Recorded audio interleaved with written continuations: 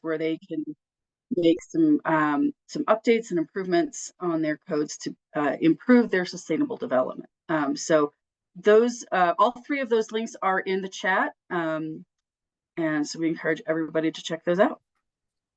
Okay, so today's topic, as I mentioned, is accessory dwelling units, and you'll hear from both Ashley Chambers at the City of Grand Junction, as well as Don Bantam of Summit County, discuss their new ADU programs.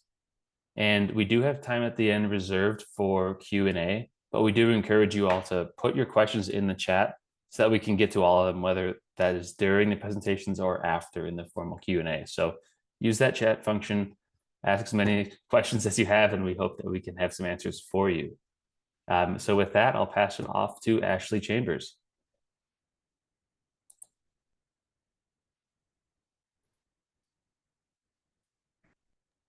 Apologize, I have to get unmuted and get everything set up. Can you guys all see the screen? Yes. Perfect. Well, it's nice to meet all of you. As mentioned, I'm Ashley Chambers. I'm the housing manager for the City of Grand Junction. And I am excited to share with you all about our ADU programs. We have a lot going on in that space. And so I thought I'd just sort of start an introduction to sort of how we ended up there. So one of the things that we have worked on really started with a housing strategy and has encompassed kind of multiple elements, and I'll go through each one of these briefly. And so at the end, if you have additional questions, please let me know. This really started with, we developed in 2019, we started the process of expansive housing needs assessment and really had, you know, obviously like many of you, a significant housing need in our community. We have historically been a more affordable community, but with, you know, changes in economy and COVID especially, we know that we have not kept pace with housing as everyone else in the country. And so we really looked and developed at that point 13 housing strategies. And so that's really where our ADU program sort of spurned from. So we have a couple things going on in our community around housing strategy. We do have a comprehensive plan for the entire community that sort of recognized that housing was becoming a problem. And then also our council has made their strategic priority for the next 2 years, housing specifically, because it is such a big need. But our 13 housing strategies at the bottom here, you can see those individually, but number 4, which is encourage development of accessory dwelling units, was really identified as one of the low-hanging fruits in our community that was well supported during that housing needs assessment and strategy development. And so it actually is where our housing division started 2 years ago and was sort of the first lift that we worked to implement. So our strategy is really focused on developing accessory dwelling units in general, and I put the actual strategy in here for you, but I won't read through it. And so it's really just about using accessory dwelling units as sort of naturally occurring affordable housing, increasing housing diversity. And for us, because it was so well supported in that process, it just felt like the right place to start. And so we did have a couple roadblocks in the process. We identified sort of what are challenges to developing ADUs. Of course, the bolded ones are really the ones that we focused on. So we know we had some challenges around zoning regulations. This was 2 years ago, so we know that financing ADUs can be a challenge, although with recent legislation that's somewhat loosened. We know that it is mostly homeowners in our community who are developing these, and so costs and fees do become a burden. And then really, because it is homeowners, there's lack of experience. They don't know what they're doing. They may be hesitant to hire an architect or a developer, and so they try to take it on themselves and really get hung up in the process. And then we know there were some challenges with design standards, finding tenants, but we also saw as a community that STRs, short-term rentals, were becoming a challenge as well, although that has slowed down as well with some changes around COVID and economy changes as well. So where we started with is we really launched into getting council support on these efforts. We spent 2 workshops with them talking about some code changes. We did a survey of people who'd built ADUs in the past. And so you can kind of see there some recommendations that we were exploring and sort of the support for those things from past builders. We talked about our housing needs and how ADUs could support that. We talked about the benefits of ADUs and the challenges to build them. We looked at a lot of case studies for other communities, and then we really proposed several things, which I'll get into next, that came to fruition. So the first place we started really was land use changes. We had previously done some sort of loosening of our regulations in 2018, which we did see an increase of ADUs being developed then. But then when we did this and they were approved in 2023, we allowed for both single and two-family dwelling units, or any zone in our community that had that could then build an ADU, and we did not count those in the density for those. And then we also allowed up to 2 ADUs per property or for lot, and that is for one detached and at least one attached. So they could both be attached, but only one could be detached. And then the other major change that we made was that we eliminated the parking requirement as long as there was street parking within 100 feet of the ADU, which we did find. I mean, a parking space can cost between $10,000 and $30,000, and so that could end up being a huge portion of the cost to build an ADU in general. And so that was one of the things that we heard. And because most of our ADUs are built in our downtown infill corridor with lots of street parking, we wanted to make sure that families were able to take advantage of that. The next thing we did to address sort of the homeowner process is that we really worked to develop an ADU toolkit. And it started off with our planning department creating that and our city planners. And what we quickly found as our housing division is that the housing division folks, we weren't developers and we weren't planners, and we were lost in the process. And so if we were lost in the process with having a baseline foundation of understanding of planning, then our homeowners were as well. And so we reconfigured that and really focused on developing it from having zero knowledge whatsoever about planning or about construction, and constructed that toolkit for our homeowners. And what that really included was we used it not only as a planning toolkit, but also informative. So it focuses on what is an ADU, how does it help our housing process, what are types of ADUs, some options for financing, how do you calculate the cost? And then we also added QR links throughout and added some additional features. And I'll go through just a few and show you what those look like. So this is kind of what the inside looks like. And it was a step-by-step process. It has important phone numbers people will need. It has resources like access to the code, so someone's not having to go through the process of finding all the code requirements. And it just has a lot of tools throughout it. And one of the tools that we really found to be helpful for homeowners was really creating checklists and giving an example of what like a site plan looks like and the different components. And then really what we found was that a lot of people didn't know the terminology. So when it says create an easement, what is an easement? What is a setback? And so we really created sort of a toolkit for how to define those things, how to calculate those things, and where to go to look for those things. And this is a QR code within our toolkit that families can use. Once the toolkit was developed and we had that zoning changes in place, we launched workshops, and we created basically educational workshops for people who are building ADUs. We've had a lot of developers attend these as well who learned a lot in this process as well. So our workshops, the goal was originally to host these quarterly, but when we first launched them, we had so much interest, and because of the classroom size, we actually continue to add classes. And our first 2 quarters, we had 6 workshops. So we were doing 3 a quarter, and had, since that time, we've done 8 total workshops for this first series. And we've had close to 200 homeowners, developers in attendance. Really, we use that toolkit as the curriculum, but we also have a planner who can answer questions around planning, do a Q&A, and then we also talk about in depth our ADU production program. We go through that process, and we talk about affordable housing. So we see it as an educational opportunity for our community to understand our housing needs in this community. And then as we continued these workshops, one of the things we kept hearing was we have a lot of questions about building, a lot of questions about the development process and who's constructing. And then we also had questions about financing. So we did launch last fall a second workshop and invited anyone who had attended the first workshop to sort of sit and hear from a panel of local developers, the building department, and financing folks to ask those questions. We intend to host that maybe once or twice a year, so not as often, but once we have a couple first part of the workshop series, then we'll launch that second one and sort of once we have a pool of invitees to that.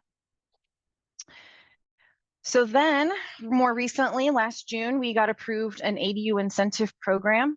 Our council approved about $250,000 to launch this pilot program. It is now part of the ongoing programming, and we received an additional $250,000 this year for that program. And our ADU program really was sort of to meet the needs of the costs and also to help possibly with financing. What we found is that a lot of folks can bring their award letter or their conditional award letter with them to the financing and are more inclined to get approved for loans and things because they do have sort of like a down payment or a cost share in the expense of it. So our ADU incentive program has 2 tiers. The first tier is available to anybody in the community. It does not have to be a person who lives on site. It doesn't have to be a local homeowner. It could be an investor or a developer. And so the first tier will provide basically the housing fees will cover the costs of the impact fees. And so that tentatively comes to about $8,700. Some caveats because certain parts of our area have reduction for infill incentives or things, but at most it would be about $8,700.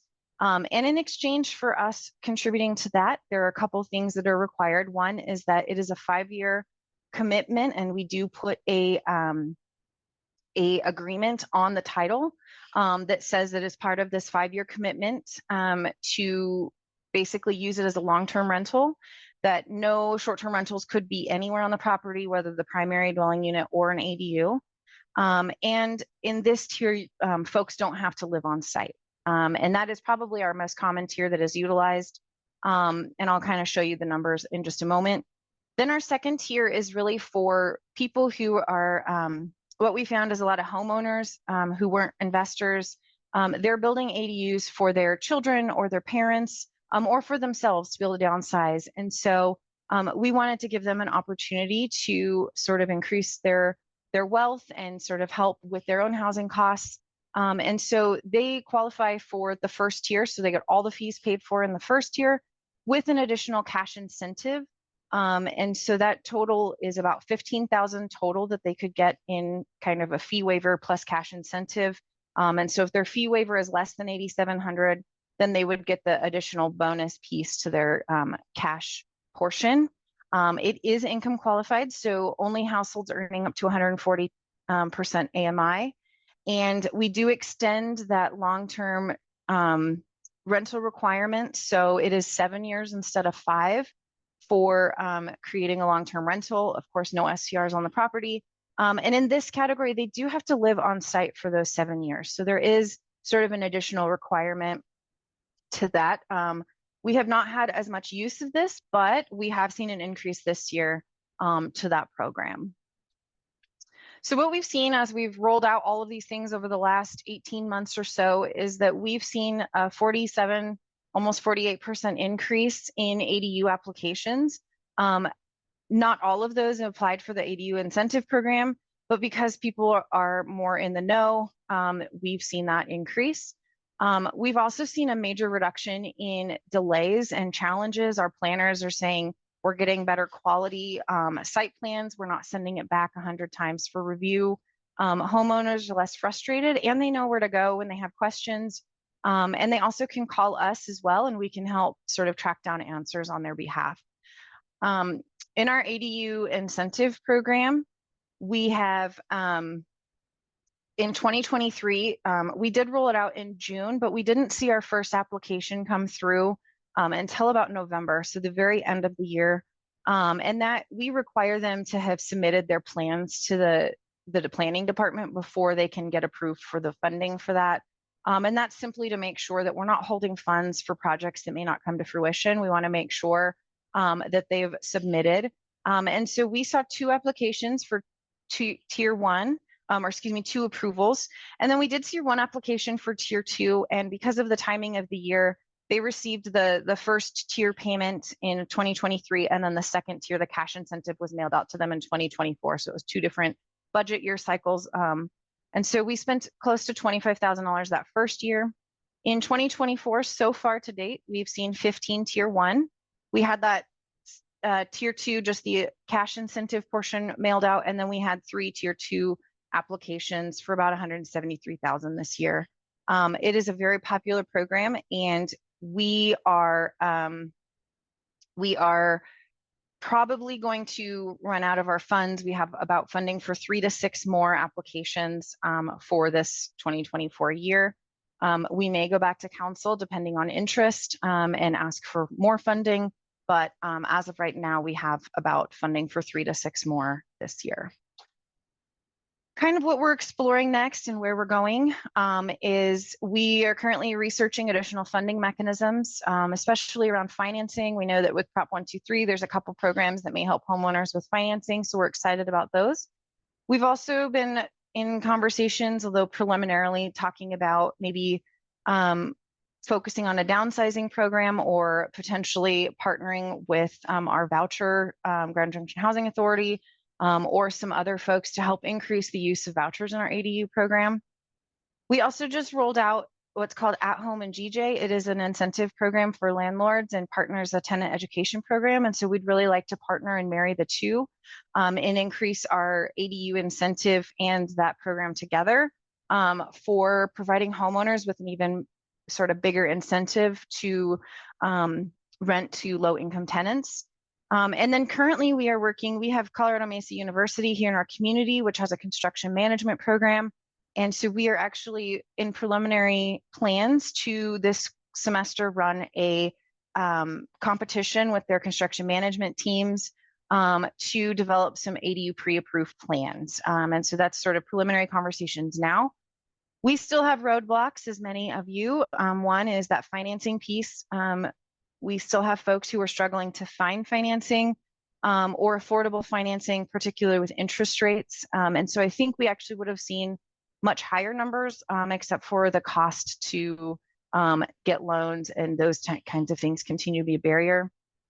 I think one of our other challenges continuously is we do not have a dedicated funding source for housing in our community. And so we always will have city budget constraints and competition for general fund budgeting. And so that's sort of kind of one of our ongoing concerns. And so I think that is the last slide I have. I'm happy to take questions, or I'm not sure if we're waiting till the end, Mitch, but I saw a lot of questions come through the chat. And so I'm not sure how we're handling questions, but feel free. I can stop sharing or continue to share so I can go back to slides if it's helpful.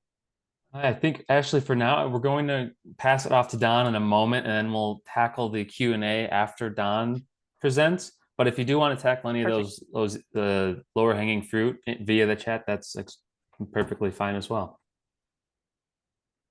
Thank you so much, by the way. It was really exciting. Grand Junction is one of the 1271 IHOP grantees, and some of this work took place during that program. And it's nice to see some of the great outcomes already, despite some of the challenges with the current mortgage rate system. Yeah, looks amazing. Looks amazing. I'm going to have to steal some ideas from you. So Summit County, we're a resort community. We're really limited on space. So the county didn't allow ADUs until 1984. They require a restricted covenant on every ADU, that it has to be rented to somebody that works in Summit County 30 hours or more a week. So that's kind of the background of where we used to be. Obviously, we had a housing needs assessment, and it was ridiculous how much housing we need up here for local workforce. And then, the short-term rental boom just crushed everybody. It really, a lot of people were buying up houses. We had a lot of illegal ADUs that people were using to subsidize their housing payments for their second homes. Those houses were sold when the market boomed, and a lot of locals were displaced. And through our housing needs assessment, it was determined that we needed to make some land use changes to move forward with allowing ADUs. It was very restrictive. You couldn't have detached ADUs. The same things Ashley went through. So first thing, land use regulation that started in 2021. Quite a few changes were made. I think we just had another assessment funded by DOLA, and some more changes have just been made recently to kind of streamline the process and open it up so people could build ADUs. The first program that was rolled out in Summit County was the ADU fee waiver.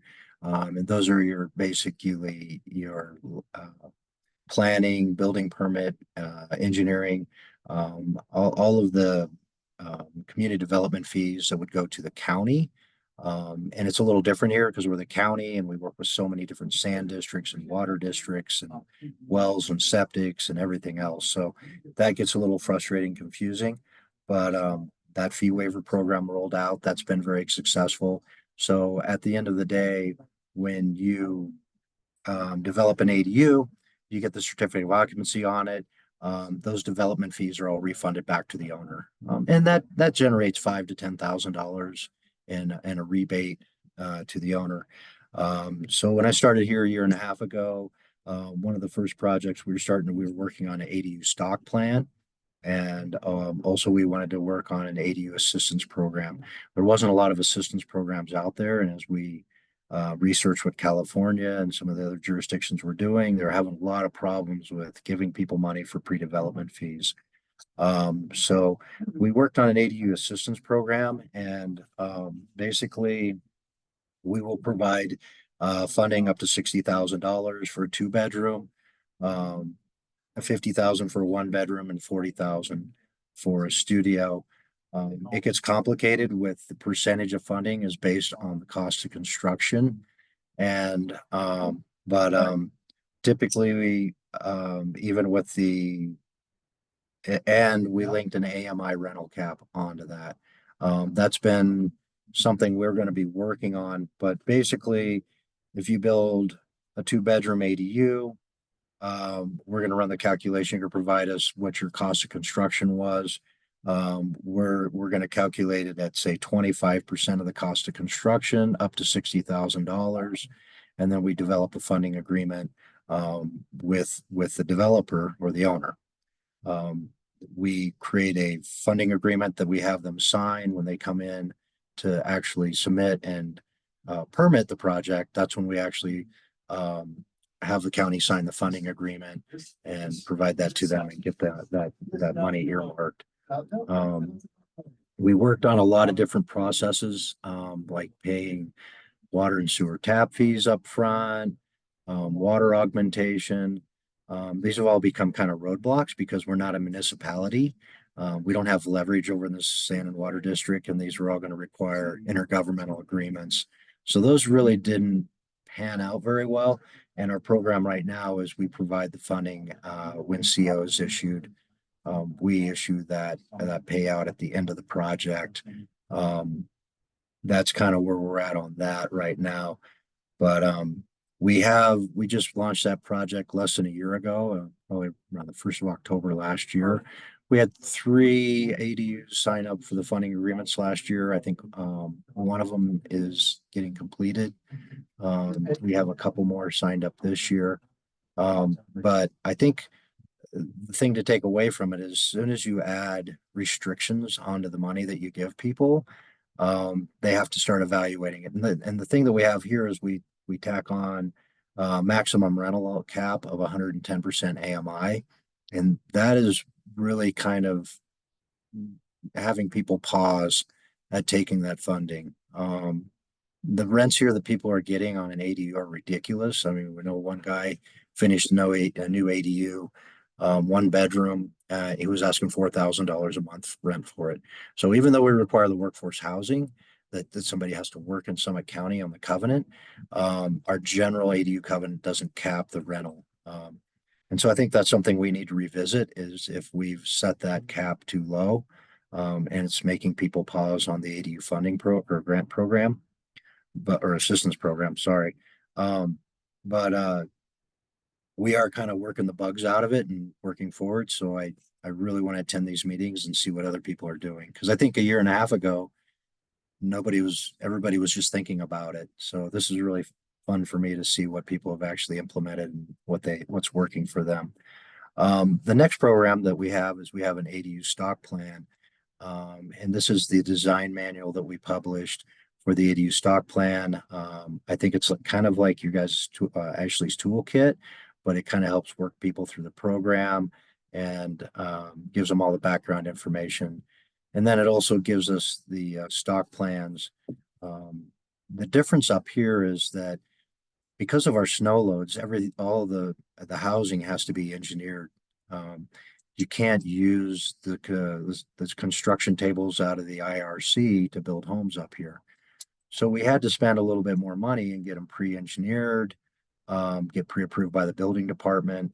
We designed them for the maximum snow loads, even though our snow loads vary from 110 pounds per square foot to 70 pounds as you transition across the county. We just designed it for the heaviest snow load, and we designed them with trussed roofs so that they can adjust the roof loads per their subdivision when they buy their trusses. That program we just rolled out this spring. I spent a lot of time talking to people about it and the pre-development. But the idea is to provide a set of plans that are architecturally designed, engineer stamped, reduce that cost for the homeowner, so that all they need to hire is a civil engineer and a surveyor to do their site plan and show where they're going to put the pre-approved ADU on their property. Right now I've been working with 3 or 4 different people that are very interested in building these. It takes time to work through the development process, HOA regulations and everything else. But we're really hoping to see some of these being built. Right now, we're actually also developing a small neighborhood on 2 acres. We're building 14 of our ADUs, our ADU stock plans as smaller single family homes. They're not tiny homes, and we've also modified them all to have full garage on the first floor, since we're building such a high density neighborhood. So part of it is so people can drive by and say, oh, that could be in my backyard. That's a cool little house. And so we're really hoping that'll help us get a little traction with them when people can actually see what they look like, and then realize, hey, I can get the plans for that for free. I can get up to $60,000 and rebate from the county, and then another 5 to 10,000 in development fee rebates. I think the thing that's really kind of holding people up right now is financing. Again, like what Ashley said, is the financing is very hard right now, and also the cost of construction. We're looking at $500 a square foot for cost of construction up here. And so by the time people really start figuring it out and figuring out what rent they're going to get and so on, it's a really thin margin. And so people are kind of pausing and waiting for the economy to change a little, or maybe interest rates to come down a little, so that they can make that investment in the property.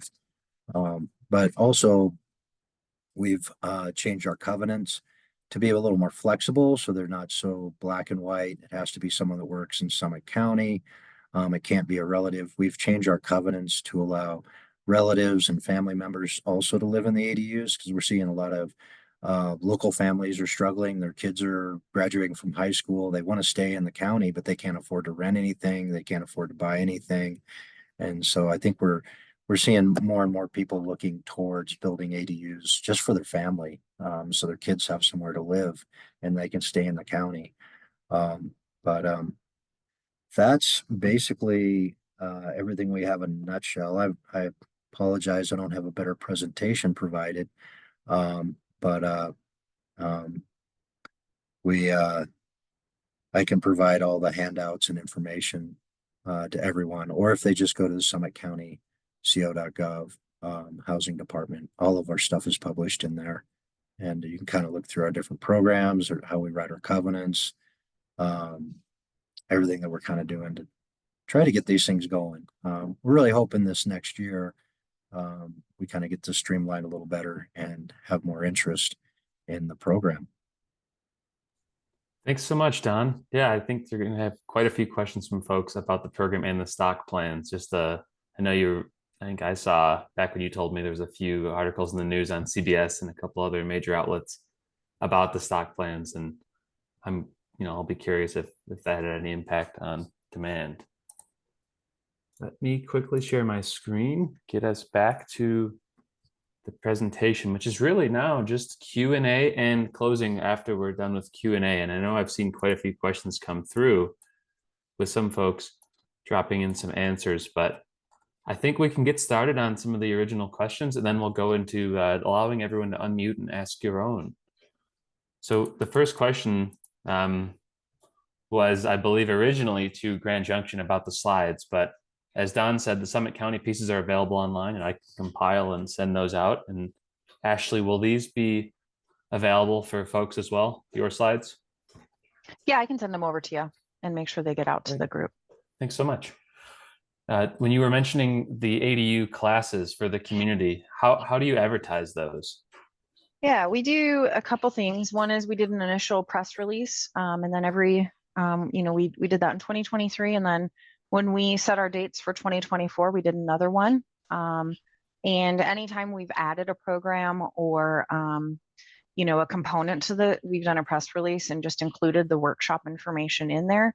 We also have it available in every toolkit, like I said, with a QR link. And so anytime someone goes to our planning desk in our city and asks about ADUs, they're given a toolkit. And so they have that as a resource. And then we also just have it available on our website. And we have all those dates pre-listed. Of course, if we add additional dates because of need, we will repost that with the dates. But we also have an email list for any housing updates. And so anytime anyone signs up for anything with our housing division, they can be added to our list. And so we do send those out that way as well.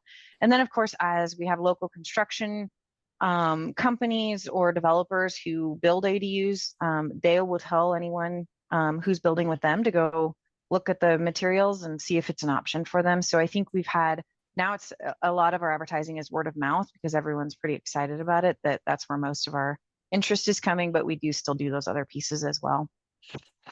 Great, thanks. The next question was, it's probably going to be sequential in order of the presentation. So I think the first few will be for Ashley. The next one was regarding the incentive program.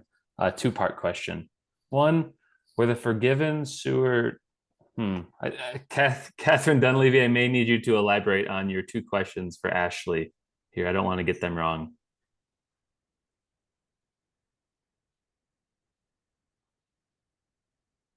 Generally, it appears that asking if the forgiven fees. Mitch, that actually came from me. Oh, it's great. Bill. Hey, Bill. Yeah, I noticed on the incentives that sewer traffic and parks fees were forgiven, for lack of a better term. Were those just backfilled by your general fund, or those fees just lost? Yeah, so our council had a lot of debate about this. And really what they decided is there's still an impact on development. And so we opted to set those funds in our housing budget.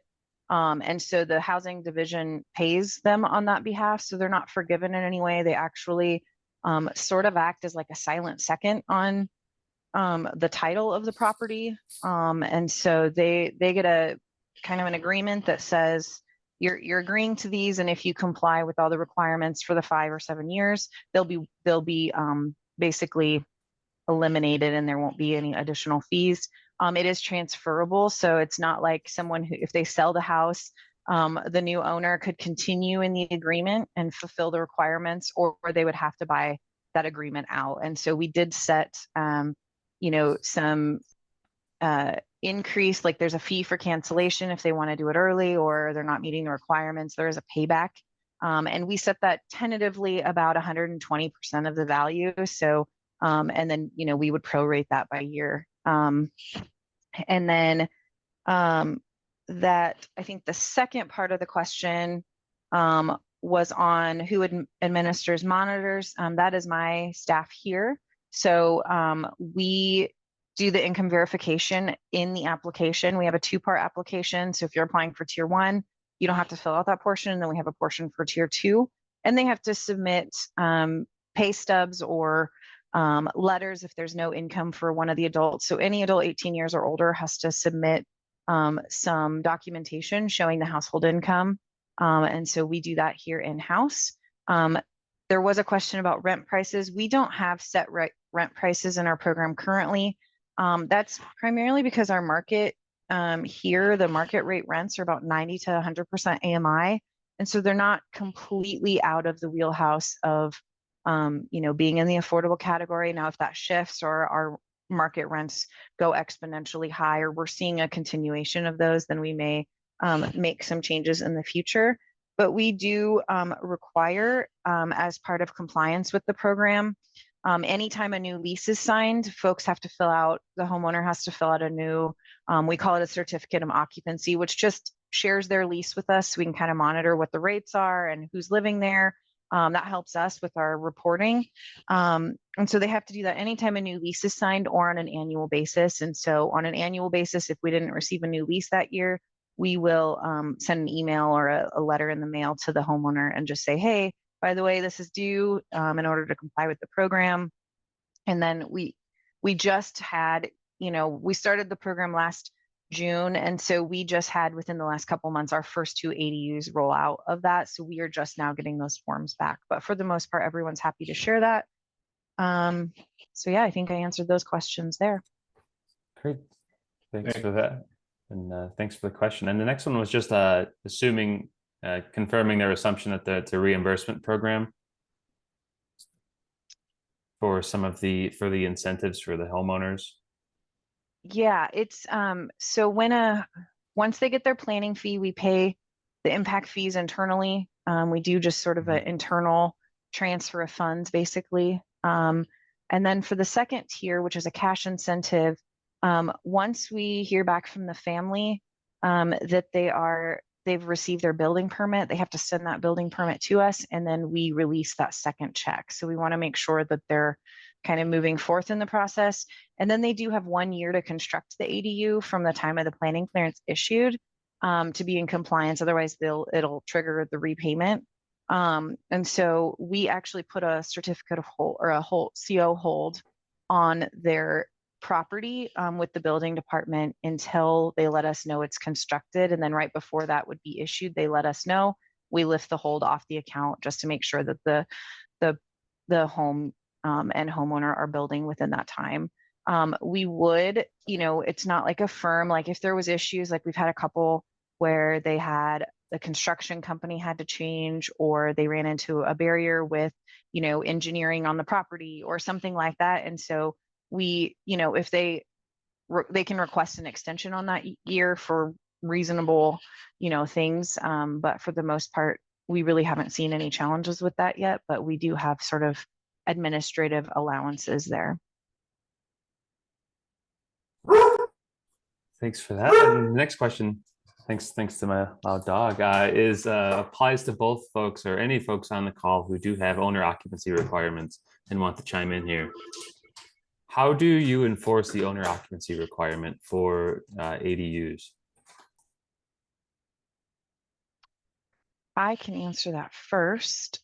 So we have them fill out an affidavit saying that they understand that they are required to live on the property. We haven't seen our first tier 2 owner occupancy go online, but what we intend to do is to send out an annual sort of letter to the homeowner. And if it comes back or gets forwarded, then we would know that the owner wasn't occupying it.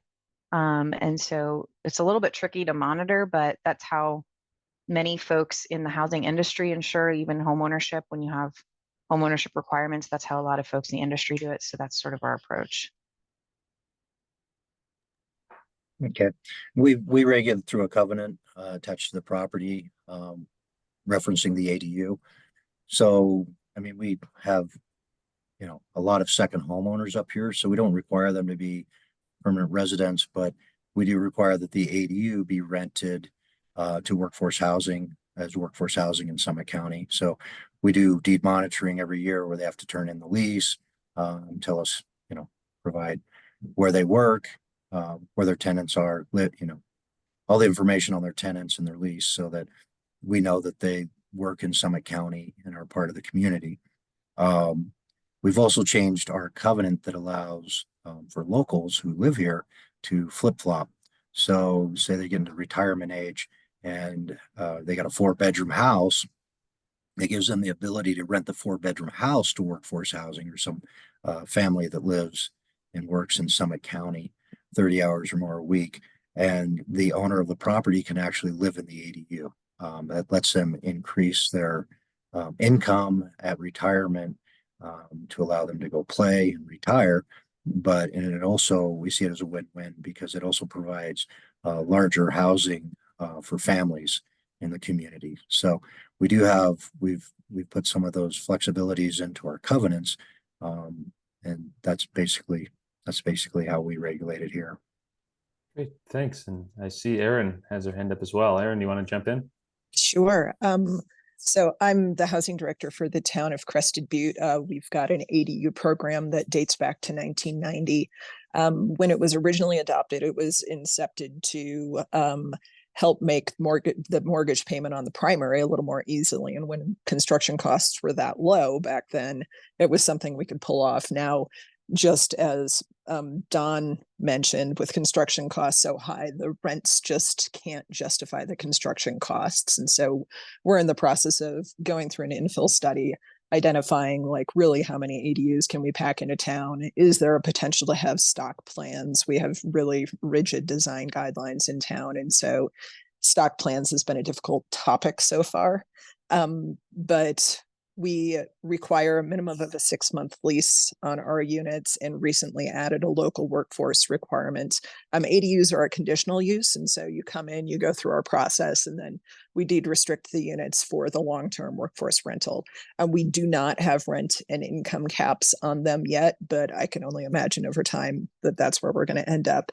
The way we've been enforcing folks who just say, oh, geez, we just can't rent it. Nobody wants it. And it's like, well, you've priced it at $4,000 a month, is that we trigger the fines in our development code, which are $1,000 a day. And so it becomes meaningful over the course of a month. We haven't had to actually levy those fines in most cases. And our compliance has been hit or miss for a long time. Recently, we invested in a software platform with Gunnison Valley Regional Housing Authority as our deed restriction administrative partner. Pardon me. And it will start generating all of these notices based on the timing put into the lease that's plugged in, or a minimum of every year. And so we'll be requesting leases from both the tenants and the landlords, executed copies, because we've had landlords give us a lease that actually was made up and that the property is empty. And again, relying on the development code as the lever to put fines and punishment towards them. We incentivize them. I'm just going to dump all of my stuff right on you all at once. We incentivize them not enough, essentially, at this point. Like when the problem was incepted, we had a bunch of them come in, and right now we have a little over 90 of them. We have about 350 deed restricted units in town, so it's a really measurable component of our portfolio. We only have 1,500 residential units in town. We're really small. We're about a square mile.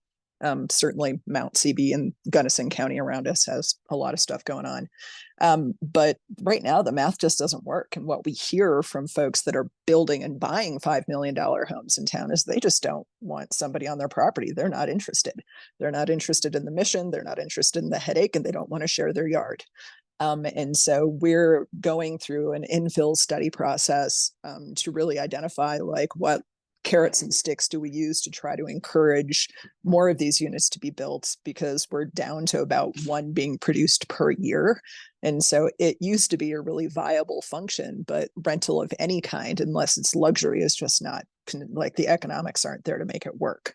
Our incentives up to date have been that we fund the TAPs into the enterprise fund. We waive, of course, the inclusionary housing fees, as well as planning fees on the ADU. So we'll see where we end up with our next round of like studies and code changes. But the number that we've been tossing around is like that we'd have to incentivize these to the tune of like $200,000 to $300,000 per unit, which is less than we're paying for a unit. So maybe it's not a bad choice. Thanks, Erin. And do you mind sharing the software you all are using? Yeah, we went with QuickBase. And so we spent about 6 months, literally, Lauren Woodyard and I, spent about 6 months calling PHAs across the country and being like, what do you use? Spreadsheets? Okay, us too. That sucks. Hang up. And otherwise having nice long conversations about who's using what platforms. And frankly, I mean, if anyone else has gone down this path, there just aren't that many great choices. So in comparison with, geez, I can't remember what the Homekeeper program, like the price of QuickBase was pretty attainable. We're looking at about just over $50,000 to build out an online system that is very scalable. It does not include total clients or customer portal access. And so that's hopefully our next step, but that's going to be kind of a scalability cost going forward, but it will really certainly enhance where we've been, which is spreadsheets and snail mail. Great. Thanks so much, Aaron. Sure. Looks like the next question is for Don. So Don, the first question is, where is Summit getting the funding to provide the awards? Is it general fund or dedicated housing fund? We have basically a tax that I can't remember what the percent is, but we generate funds through taxes that's specifically dedicated for housing in the community. So that's great. I know a lot of communities don't have that benefit. We also have a lot of support from our county commissioners, so we do get a little bit of general fund money, but mostly it's a tax base, and it's a levy, I guess. And then we also the state. We're always applying for grants for one project or another, but most of it's through the tax base. Special tax or a special funding levy through. I wish I was more knowledgeable about that. Don, I can chime in. There we go. Thank you, Lena. So our funding is a sales tax. It's mostly a sales tax, but it's also a little bit of an infusion of lodging tax and property tax that goes into a housing fund. That's where it comes from. Perfect. Thank you. There's another one for you, Don. So you mentioned those 14 homes built using the stock plans. There's a question about when those homes might be finished, as Susan would love to see them, as would I. We should be COing a couple of them by 1st of November. Right now we have 7 foundations in the ground, and there's five of them are being framed on right now. We should have them hopefully by the end of September. We'll have majority of them dried in, and starting to work on siding and site work and moving inside before winter hits. So they're located on Miners Creek Road, right here by the county commons, where we work on the edge of Frisco. It's actually the town of Frisco boundary is across the street from our project. And they've been a great partner by providing water and sewer outside of town limits. That's really what's made this project go through some intergovernmental agreements. And I do say it's a lot different when you're a county and you're trying to collaborate and work with all the different jurisdictions within the county. We just finished a project in Breckenridge, which is a collaborative project between the town of Breckenridge and Summit County to build 2 modular apartment buildings. And so we try to keep building these relationships, because it doesn't matter where you're at in the county. You got to rely on, some jurisdictions, water and sewer department, or you just need that collaboration. So we haven't really created much of a collaboration with the ADUs. I think the towns here are very built out. They're not probably as excited as we are to create ADUs. Most of the properties in the county's jurisdiction are much larger than city lots. And so it allows for the space to build ADUs and increase that density. But we hope that maybe some of them will implement some of our programs or share with us on some of these programs. We we do have a housing helps program, which is basically placing a deed restriction on existing property. And we do collaborate with many of the jurisdictions in the county to share those costs. So that's probably our most successful program. And part of it is because we collaborate with the town of Breckenridge, town of Silverthorne, and some of these other entities in the county to cost share on putting deed restrictions for workforce housing on existing properties. Thanks, Don. We may be coming back to you in a future session, and anyone else in this call who has really strong regional collaboration, I think that would be a great session to highlight sometime in the future. We've got 4 minutes, so there's just one more question we can get to, and we'll close us out here with what's coming up next. And their question was about ADUs and being built offsite or on-site.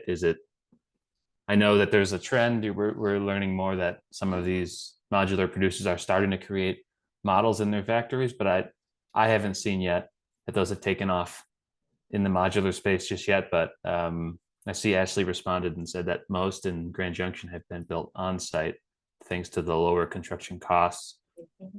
But as modular becomes more affordable, that may be a more popular option. Don, have you seen the same? Yeah, most of them are on site. We worked with Fading West on our modular apartment building, and I know that I've seen them in the factory when I was down. I'd go down there once a week to inspect our product. They have some pretty cool little 500 square foot ADUs that I think they're around 100,000, for a 500 square foot ADU, and it's definitely in their wheelhouse. They are producing them. They are sending them out around the state. I don't know if people are using them for little cabins or ADUs, but definitely the modular manufacturers are aware of this. They're producing them, and we have a link on our webpage to some of the different modular manufacturers, kind of an alternative construction to an ADU. When we were developing our programs, a lot of them reached out to us and were like, we're happy to share your information with people. And those are mostly regulated through the state and then the local building department. But, definitely we're sharing that information. I just haven't seen any of them go into the county yet so far. Okay, yeah, thanks. And thanks again, everyone, for participating, and for Ashley and Don for sharing all of your knowledge and experience. We really appreciate that, and hope you join us again for other topics that you're working on. No, we've got just a minute left, so I'll close this out really quickly and let y'all go. We do this every month, the third Thursday at 9 a.m. So then that puts us at September 19th as the next session, followed by October 17th, November 21st. And if you're registered, you should see this on your calendar. We haven't decided September's topic just yet, but a couple that are possible are the Template Land Development Code, which DOLA has created, formerly known as the Model Code. It's being updated and should be released for free of use next month. But we'd like to talk about it and maybe bring on the folks who helped create it, some of the folks. The Local Planning Capacity Grant and Prop 123 is a potential topic. Transit-oriented development, and IGAs, kind of talking what Don was just sharing about regional collaboration. So I want to thank you all again, and I can't wait to see you all on September 19th. Have a great day. Thanks for hosting. Sure thing.